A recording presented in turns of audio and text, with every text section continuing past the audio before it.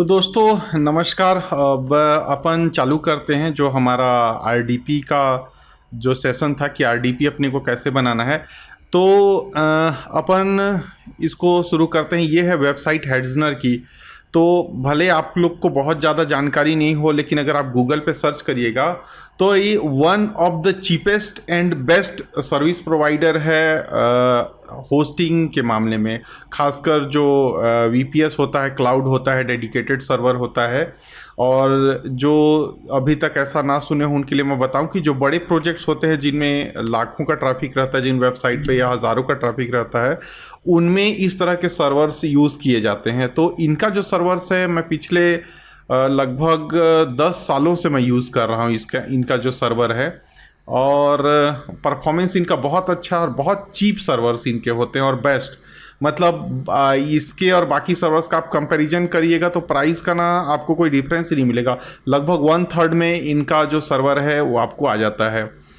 तो I hope मैं ये मान के चल रहा हूँ कि आप लोग को इसमें साइन अप करना आता है। ठीक है, तो मेरे पास ऑलरेडी अकाउंट है, मैं अकाउंट पे लॉगिन कर रहा हूँ और आप लोग साइन अप कर लीजिएगा। हो सकता है अकाउंट एक्टिवेट होने में 1-2 दिन लगे, कई बार ये आईडी मांगते हैं। ठीक है, तो मैं लॉगिन कर रहा हूँ अपना अकाउंट। भाई ये हेड्जनर में ना क्लाउड में साइन अप करने के लिए मैं एक रेफरल लिंक मैं नीचे डाल दूंगा, तो उससे आप साइन अप कर लेना। आपको ना 20 जो यूरो है उसका आपको क्रेडिट मिल जाएगा। ठीक है, तो ध्यान से जो कमेंट है उस पर आप लिंक को चेक कर लेना, कमेंट और डिस्क्रिप्शन में। ओके, तो आप लोग को भी शुरुआत में आपको पैसे नहीं देने पड़ेंगे इस चीज़ के लिए। ठीक, तो ये है हमारा जो क्या बोलते हैं, जो हमारा सर्वर है। ठीक है, ये अपना अपना क्लाउड पैनल खुल गया। ठीक है, आप लोग को कहाँ क्लिक करना है, यहाँ से जाके क्लाउड में जाना है। क्लाउड तो खोला हुआ हूँ, तो आपको क्लाउड में जाना है। मैं लिख देता हूँ इसमें SIC RDP। ठीक है, क्रिएट। ठीक, यहाँ चले गया मैं। और आप इनके सर्वर्स आप देखिए। ठीक है, कितने सस्ते सस्ते सर्वर हैं।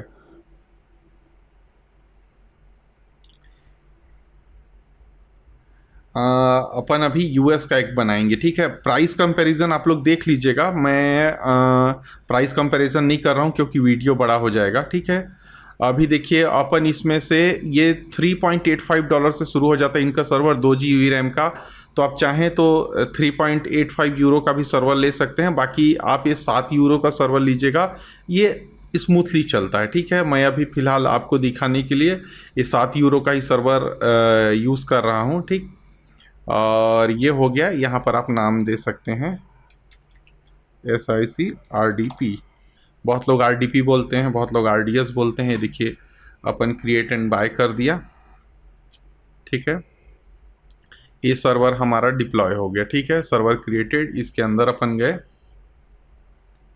ये देखिए अब अपने को जाना है ISO इमेजेस में।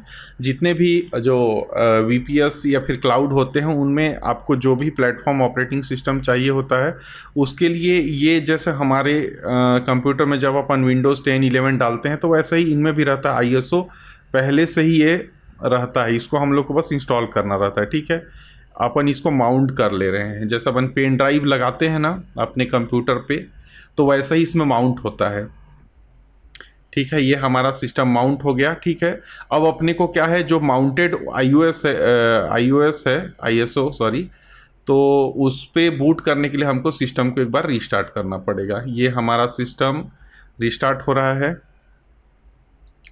और ये देखिए सर्वर स्टॉप्ड। अभी हमारा सर्वर वापस से लाइव करते हैं अब इसको। ठीक है, ये हो गया, ये हमारा सर्वर वापस से चालू हो गया। ठीक है, सर्वर स्टार्टेड। ठीक है, अब देखिए अब हमको क्या करना है, ये वाला कंसोल अपने को ओपन करना है। देखिए अपन कंसोल ओपन करेंगे ना, तो ये एक तरह का हमारे कंप्यूटर पे क्या चल रहा है देखिए, जैसे ऑपरेटिंग सिस्टम चालू करते हैं ना वैसा दिख रहा है। यहाँ GUI मोड है, इसको आपको चेक कर देना है। ठीक है, अब ये हमारा आ गया। अब इसको देखिए आप इंस्टॉल कर रहे हैं। ठीक है, देखिए अगर GUI मोड अगर आप चालू नहीं करेंगे ना, तो ये देखिए मैं कर्सर हिला रहा हूँ तो पीछे भी कर्सर हिल रहा है हमारा, मतलब रिमोट कंसोल में। तो इसको GUI मोड आपको चालू करके रखना है, ठीक है। तो ये हो गया, अपन इसको डेस्कटॉप एक्सपीरियंस कर दे रहे हैं, नेक्स्ट दबाएं, इसको क्लिक कर दिए यहाँ, ठीक है, ये हो गया नेक्स्ट, ये ठीक। अब आप लोग बोलेंगे कि यहाँ तो हार्ड ड्राइव ही नहीं दिख रहा है जिसमें हमको इस OS को लोड करना है।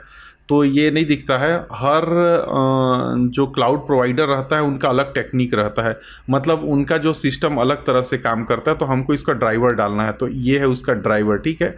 अब वापस से देखिए हम इसको करेंगे माउंट, ठीक है। तो ये जो ISO इमेज है वो हमारे उस वर्चुअल मशीन में अब डिप्लॉय हो गया, ठीक है। अब इसको हम एक बार किए रिफ्रेश, आपको पूरा स्टेप टू स्टेप करना है, ठीक है। आप इस चीज़ का ध्यान रखिएगा, नहीं तो कुछ चीज़ मिस हो जाएगा तो फिर आपको समझ में नहीं आएगा। यहाँ से ब्राउज़ किए, अब सबसे पहले क्या करना है अपने को, इनका जो SCSI ड्राइवर है ये वाला, ये अपने को इसको देना है ताकि इसका हार्ड डिस्क हमको दिखे। अपन अभी देखिए विंडोज सर्वर 2022 डाल रहे हैं, इसलिए हम यही ड्राइवर यूज़ करेंगे। अगर आप लोग 2019 डालेंगे तो इसको क्लिक करिएगा, 16 डालेंगे तो इसको यूज़ करिएगा, विंडोज़ 10, 11 सब का देखिए है ना, जो डालना है आप इसको डाल सकते हैं, ठीक है। अब मैं ओके किया, नेक्स्ट, ये देखिए अब हमारा हार्ड ड्राइव फाइंड कर लेगा ये।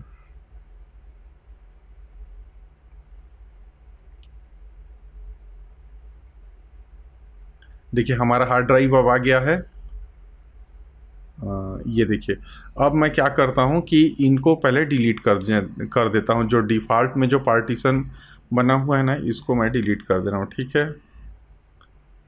ये है क्योंकि हमको नेक्स्ट का ऑप्शन नहीं मिल रहा है, डिफ़ॉल्ट पार्टीशन में जा रहा था ये वाला, ठीक। इसको भी मैं ये डिलीट कर दे रहा हूँ, ओके, ठीक है। ये हो गया 76 GB का।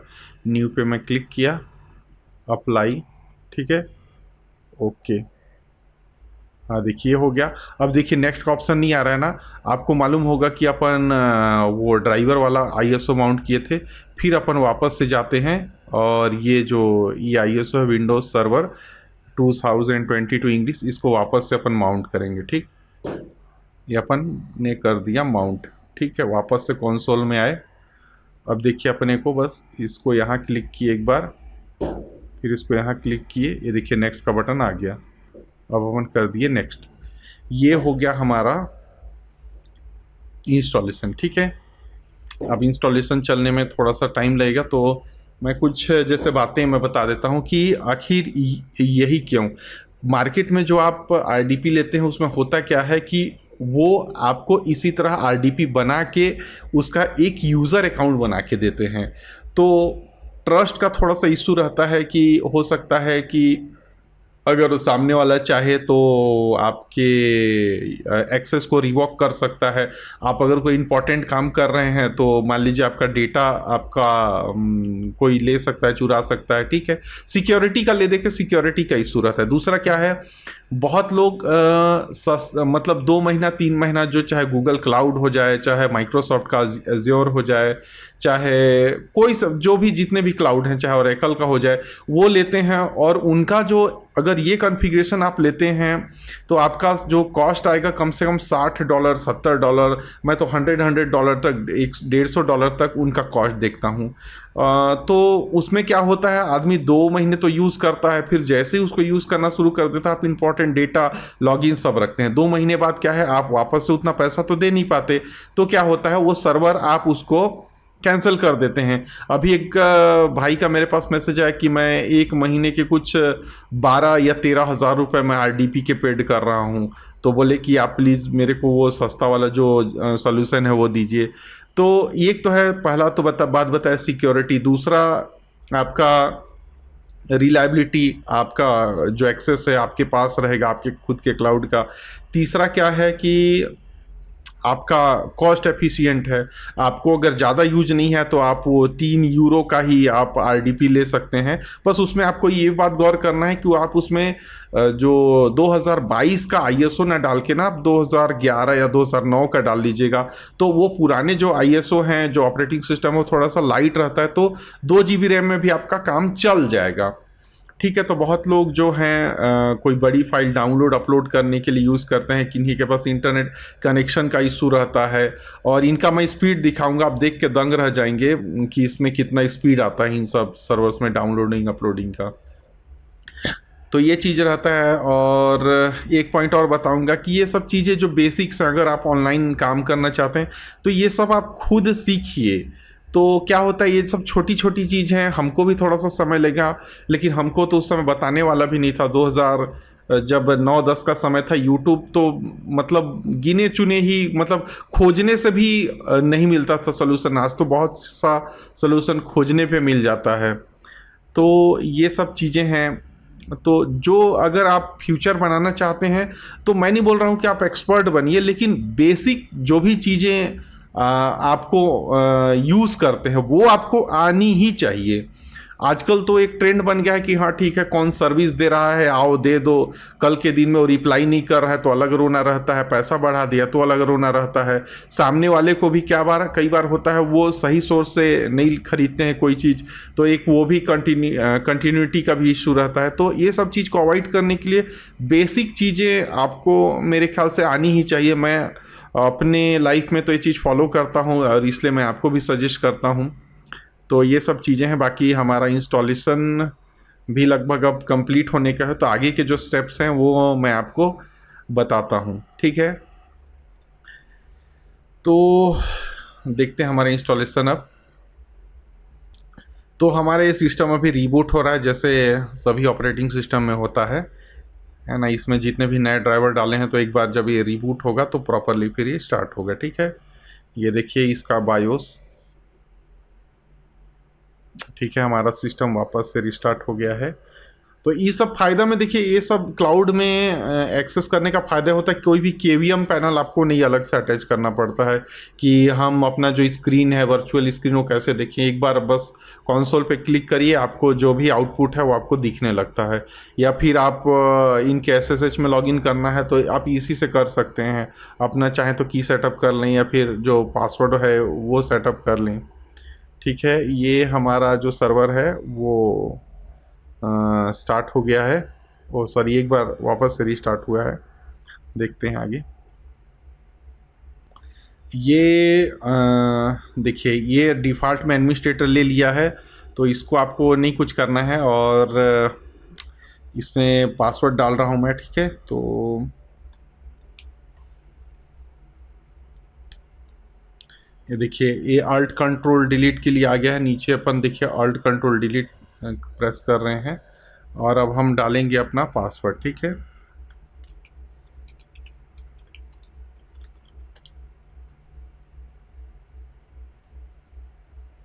ये चालू हो गया हमारा आरडीपी। इसमें देखिए अभी कुछ थोड़ा सा बेसिक सेटिंग करना है, तो उसके बाद ही ये देखिए चालू होगा। अभी अभी मैं आपको दिखाऊंगा वो क्या क्या काम करना है।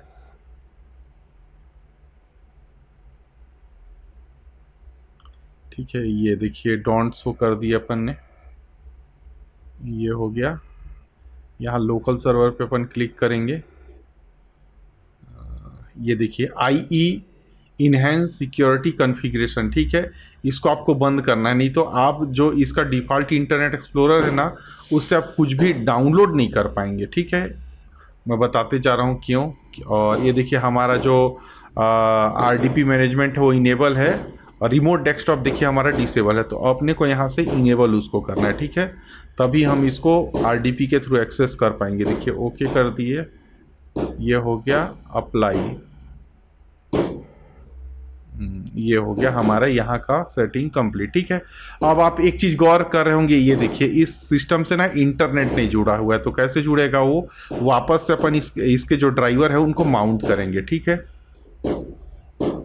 ये हमारा ड्राइवर। ठीक है। ISO माउंट करते हैं इसको।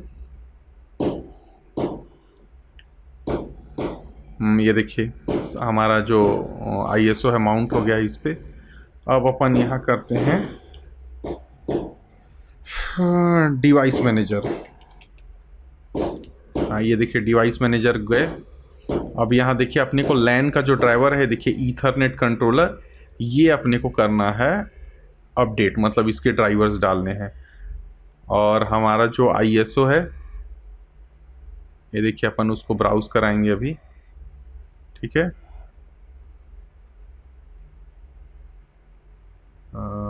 नेट केवीएम, एक मिनट, ये हो गया नेट केवीएम, ठीक है। इसको याद से आप लोग याद रखिएगा, ऐसा ना हो कि गलत आप ड्राइवर डाल रहे हैं ना, फिर आपका काम ही नहीं बनेगा। तो ये सब चीज़ आप ध्यान रखिएगा, ठीक है। ये हो गया, नेक्स्ट मैं कर रहा हूँ। ये देखिए इंस्टॉलिंग ड्राइवर, ये देखिए हमारा इंटरनेट कंट आ गया, ठीक। और अब हम करेंगे इंटरनेट एक्सप्लोरर का जो यूज़ है, जो सब लोग करते हैं, है ना। मेरे ख्याल से पहला जो है इंटरनेट एक्सप्लोरर का काम इसी के लिए होता है कि उससे फिर हम दूसरे जो ब्राउज़र हैं क्रोम, वो डाउनलोड करेंगे, फिर उसको चलाएंगे, दोबारा इसके तरफ नहीं झाँकेंगे, ठीक। ये देखिए सारे ड्राइवर सब इंस्टॉल हो रहे हैं जैसे इनको इंटरनेट मिला।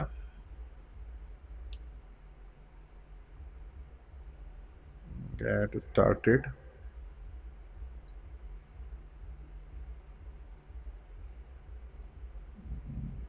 बहुत सारे ड्राइवर्स इंस्टॉल हो रहे हैं, ठीक।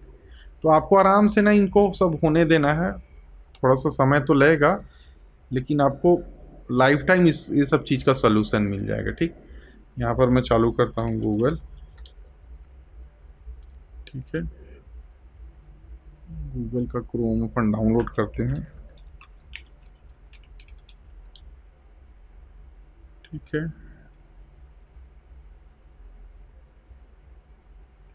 डाउनलोड गूगल क्रोम, ठीक। ये हमारा डाउनलोड हो गया। अगर अपन ने वो इंटरनेट एक्सप्लोरर का सिक्योरिटी ऑफ नहीं किया रहता ना, तो ये डाउनलोड करने में दिमाग ख़राब हो जाता है। तो वो एक इम्पॉर्टेंट स्टेप है, ध्यान रखिएगा उसको, ठीक। ये देखिए अब अपन करते हैं आरडीपी को कनेक्ट, ठीक है। आरडीपी कैसे कनेक्ट करते हैं, पासवर्ड अपने को मालूम है। रिज्यूम इंस्टॉलेशन, ठीक है, एक मिनट, ठीक है। ये मैं क्लोज कर रहा हूँ इसको, ठीक। अब देखिए हमारा कौन सा सर्वर कौन सा है, इसका आईपी ये है हमारा आईपी, ठीक है।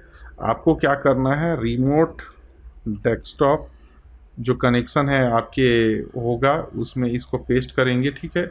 कनेक्ट दबाए। देखिए एडमिनिस्ट्रेटर कई बार लिखा हुआ नहीं आता है, तो आपको एडमिनिस्ट्रेटर लिख देना सही। और ये देखिए अपन पासवर्ड डाले,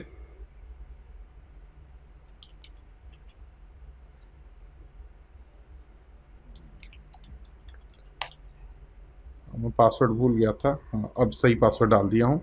यहाँ डोंट आस्क मी अगेन करिए, ओके। और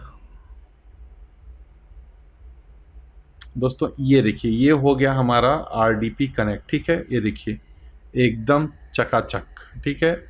ये हमारा आरडीपी का आईपी। अब आपको मैं दिखा देता हूँ क्या, what is my IP address. ये देखिए तो हमारा जो सर्वर है वो देखिए कहाँ का दिखा रहा है, यूनाइटेड स्टेट्स, ठीक है, वर्जीनिया।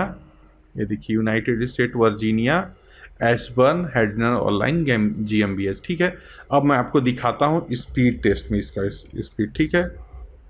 स्पीड टेस्ट में नहीं दिखाता हूँ यार आपको, स्पीड टेस्ट तो कई बार अच्छा नहीं होता। नेटफ्लिक्स वाला क्या, फास्ट इंटरनेट स्पीड टेस्ट, ठीक है।